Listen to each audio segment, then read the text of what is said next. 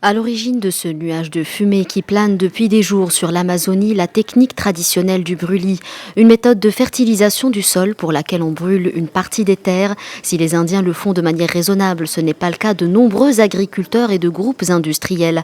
L'utilisation déraisonnable du brûlis a causé un véritable écocide, un meurtre environnemental. Constat terrible qui a poussé le président brésilien Jair Bolsonaro à interdire cette pratique dans tout le Brésil pendant 60 jours.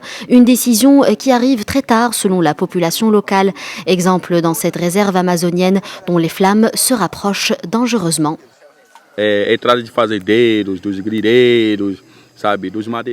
Quand je vois les flammes avancer, je me dis qu'il faut se battre contre ceux qui ont fait de la destruction de la forêt leur mission.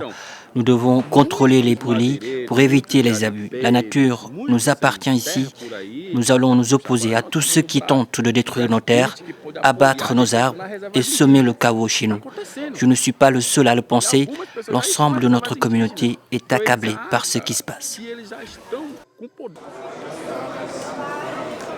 À Brasilia, les voix continuent de s'élever contre la politique environnementale de Jair Bolsonaro. Après les ONG, cette fois ce sont 6 anciens ministres brésiliens de l'environnement qui se sont réunis pour dénoncer un laisser-aller gouvernemental face à cette catastrophe.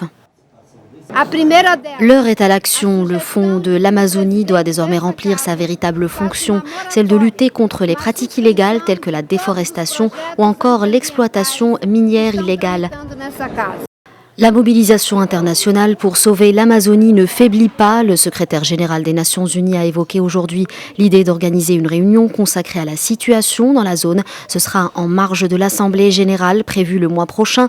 Le Pérou et la Colombie ont proposé aux pays de la région amazonienne une réunion d'urgence le 6 septembre. Le but est de coordonner les mesures de protection de la plus vaste forêt tropicale du monde.